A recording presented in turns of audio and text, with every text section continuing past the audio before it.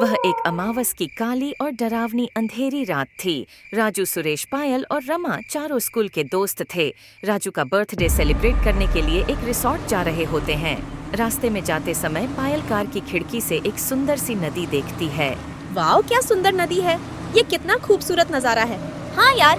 तभी नदी अचानक से गायब हो जाती है। ओह नो, वह नदी अचानक से गायब कैसे हो गई? ये सब क्या था? पता नहीं पायल, ये काफी हैरानी वाली बात है। ये रास्ता बहुत डरावना लग रहा है यार मुझे। अरे क्या तुम लोग भी देखो, सामने एक मंदिर है, उसमें एक औरत पूजा कर रही है। हाँ देखो तो। भगवान का लाख लाख शुक्र है, अब मेरी जान में जान आई। हाँ, मैं भी बहुत डर चुकी थी। देखते ही देखते रिसोर्ट आ जाता है। रिसोर्ट बाहर से काफी सुनसान और डरावना लगता है। ये रिसोर्ट है या कोई भूत बंगला? पायल, रमा, ये कैसा रिसोर्ट पसंद किया तुम दोनों ने? कहाँ है यह भूत बंगले जैसा? अरे अंदर से बिल्कुल सुंदर है। ये रिसोर्ट देखोगे तो फैन हो जाओगे। चलो चलो, अब कुछ ही देर में 12 बजने वाले हैं। हमें राजू का बर्थडे केक भी तो कट करना है। चारों रिसोर्ट के अंदर कदम रखते हैं और मैनेजर से बात करके अपना अपना सामान रखकर रिसोर्ट के टेरेस पर राजू का बर्थडे केक काटने के लिए चले जाते हैं। तभी वहाँ पर केक पर लिखा होता है, आज तुम्हारी आखिरी रात है। अरे दोस्तों, आज मेरा बर्थडे और तुमने इस केक पर आज तुम्हारी आखिरी रात है, ये क्या लिखवा कर लाया है? हाँ रमा, ऐसा मजाक भी कोई करता है क्या?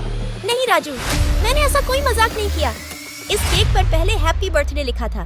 मैंने अपनी आंखों से देखा था केक शॉप में पैक करते समय। लेकिन अभी ये राजू, मेरा विश्वास करो, माँ और पापा की कसम कहती हूँ, इस केक पर मैंने हैप्पी बर्थडे लिखवाया था। मैं तुम्हारे साथ बर्थडे के दिन ऐसा मजाक क्यों करूंगी? ओके, ठीक है दोस्तों, चलो अब केक काट लेते हैं। इतने सालों की दोस्ती रही है हमारी रमा, मैं जानता हूँ कि तुमने नहीं किया। शायद कोई और केक आ गया हो तुम्हारे पास, छोड़ो। हाँ राजू, वही मैं भी कह रही थी कि केक काटना एक रिवाज है, भले ही उस पर कुछ भी लिखा हो। राजू अपने बर्थडे मनाकर थोड़ी देर में सभी अपने अपने कमरों में सोने जाते हैं और तभी रमा को राजू के केक पर जो लिखा था वह सोच सोच कर काफी हैरानी हो रही होती है। ऐसा कैसे हो सकता है? मैंने जब यहाँ आने से पहले चेक किया तभी केक पर हैप्पी बर्थडे लिखा था। शायद सच में मैंने कोई गलत केक उठा लिया, शायद। रमा को नींद नहीं आती और इसलिए वह ऊपर टेरेस पर खुली हवा में जाती है। तभी उसे वहाँ पर एक काली साड़ी पहने औरत दिखाई देती है। ये कौन है औरत? हेलो, आप यहाँ पर क्या कर रही है, वह भी इस वक्त? फिर जब रमा उसे छूती है तभी रमा उस चुड़ैल को छू नहीं पाती और उसका शरीर ही नहीं है। ये क्या? इसे छूने पर मुझे इसका शरीर महसूस क्यों नहीं हो रहा? क्योंकि मैं एक मरी हुई चुड़ैल हूँ। बचाओ प्लीज, मुझे कुछ मत करना, मुझे मत मारना। तुम चारों ने इस रिसोर्ट में आकर बहुत बड़ी भूल कर दी है। अब तुम्हें सजा भुगतनी तो पड़ेगी ही। अब मैं तुम्हें मार डालूंगी। नहीं नहीं, प्लीज ऐसा मत करना, मुझे माफ कर दो। मैं और मेरे दोस्त यहाँ से चले जाएंगे, हम वापस नहीं आएंगे। यहाँ पर हमें माफ कर दो। चुड़ैल कभी माफ नहीं करती, वह सिर्फ बदला लेती है। जिस भी इंसान ने इस भूतिया रिसोर्ट में आने की गलती की, उसे उस गलती की सजा तो मिलकर ही रहती है क्या? नहीं चुड़ैल, हमें जाने दो, हम कभी ये रिसोर्ट में मुड़कर भी नहीं देखेंगे। चुड़ैल रमा का हाथ काट कर खाने लगती है और वहीं पर रमा की मौत हो जाती है। अब उन तीनों की भी बारी है। उन तीनों को भी मरना होगा। आज की रात उनकी जिंदगी की आखिरी रात है। तीनों रात भर सोते हैं और फिर अगले दिन उठते ही उन्हें रमा नहीं दिखती, जिसके बाद वह काफी परेशान हो जाते हैं। रमा कहाँ है पायल? नहीं पता, रात को मैं इतना थक गई थी कि मैं एकदम से गहरी नींद में सो गई। देखो दोस्तों, यह देखो, मुझे उसका मैसेज आया। उसने कहा है कि रात को उसके घर पर किसी को अस्पताल ले जाना है, इसीलिए उसे रात को ही निकलना पड़ा। हाँ, लेकिन हमें बताकर तो जाती, वो अकेले कैसे गई होगी?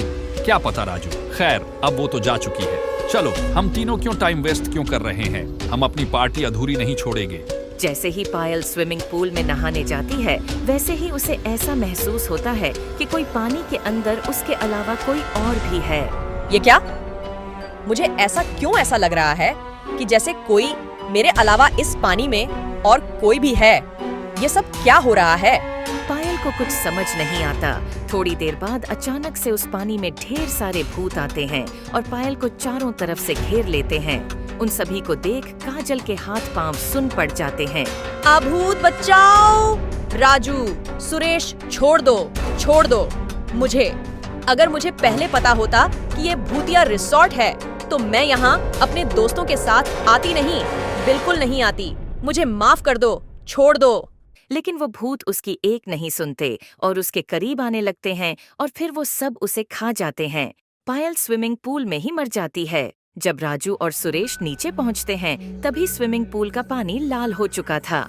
अरे ये स्विमिंग पूल का पानी लाल कैसे हो गया? हाँ यार, और ये पायल कहाँ है? उसने तो कहा था कि वो स्विमिंग करने जा रही है, लेकिन वो तो स्विमिंग पूल में है ही नहीं। तभी राजू और सुरेश घबरा जाते हैं और वह दोनों पायल को पूरे रिसोर्ट में यहाँ से वहाँ ढूंढने लगते हैं। तभी उन्हें टेरेस पर मरी हुई रमा का कंकाल दिखाई देता है। उसके मांस को चुड़ैल ने पूरी तरह खा लिया था। राजू देखता है कि उसके कंकाल के हाथ में अब भी वह ब्रेसलेट है जो रमा पहनती थी। सुरेश,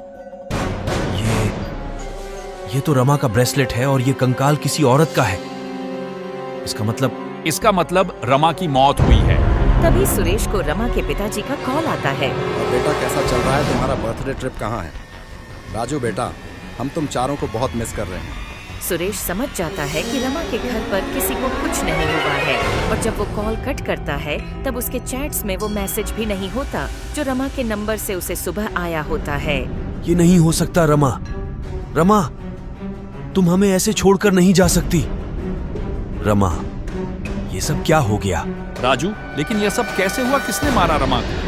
तभी ऊपर से सुरेश जब नीचे की तरफ देखता है तभी उसे स्विमिंग पूल के पानी पर पायल का कंकाल भी तैरते हुए दिखता है। यह दृश्य देख फिर से उसके रोंगटे खड़े हो जाते हैं। पायल, यह क्या? इसका मतलब स्विमिंग पूल में पायल की मौत हुई है और इसीलिए स्विमिंग पूल का पानी लाल रंग में बदल गया। यह सब क्या हो रहा है राजू? पायल और रमा को कौन मार सकता है? तभी उन्हें वहाँ पर भूतों के हंसने की आवाज सुनाई देती है। ये तो भूतों की आवाज है। इसका मतलब ये है कि ये रिजॉर्ट एक भूतिया रिजॉर्ट है और यहाँ पर भूतों का बसेरा है। सुरेश, राजू और सुरेश जैसे ही यह बात आपस में एक दूसरे से बोलते हैं तभी तुरंत उनके सामने वह सभी भूत प्रकट हो जाते हैं। अब हम तुम दोनों को नहीं छोड़ेंगे। तुम दोनों का आज आखिरी दिन है। राजू और सुरेश दोनों बहुत डर जाते हैं। तभी राजू को उस मंदिर की याद आती है जिसे उन चारों ने आते वक्त देखा था। राजू तेजी से रिजॉर्ट के बाहर भागने लगता है और वह मंदिर के पास जाता है, लेकिन उसे मंदिर के बाहर ही वह एक औरत दिख जाती है। क्या हुआ बेटा, कोई परेशानी है क्या? वो पंडिताइन जी, वहाँ पर भूतिया रिसॉर्ट है। राजू उस औरत को सब कुछ बता देता है, जिसके बाद वह उसके साथ चलती है। तुम्हें घबराने की कोई जरूरत नहीं है राजू। बेटा, मैं हूँ ना, मैं उन सभी भूतों को आज खत्म करके ही रहूंगी। लेकिन राजू देखता है कि उस औरत के पैर तो उल्टे हैं। ये देखकर उसके हाथ कांपने लगते हैं और सांसें थम जाती हैं। वह रुक जाता है। क्या हुआ, तुम रुक क्यों गए? तुम एक चुड़ैल हो, तुम्हारे पैर उल्टे हैं। आखिर तुम्हें पता चल ही गया, अब क्या कर सकते हैं? अब तो मुझे अपने असली रूप में आना ही होगा। तभी चुड़ैल अपने असली रूप में आती है और वो हवा में उड़ने लगी। उसे हवा में उड़ते देख राजू बहुत घबरा जाता है। चुड़ैल राजू को पकड़कर उस भूतिया रिसॉर्ट में ले जाती है। तुझे क्या लगा भूतों को हराना इतना आसान है? मैंने तुझसे यहाँ आने से पहले ही वादा किया था। याद है उस केक पर आज तेरा आखिरी दिन है लिखा हुआ था? वो मैंने ही तो लिखा था। और आज तेरा जन्मदिन नहीं, मरण दिन होगा, मरण दिन। इतना कहकर वह चुड़ैल राजू को भी खा जाती है और इस तरह भूतिया रिसॉर्ट में जो कोई भी जाता उसका यही हाल होता। ऐसा माना जाता है कि आज तक उस भूतिया रिसॉर्ट में उन सभी मरे हुए लोगों की आत्माएं रातों में घूमती हैं।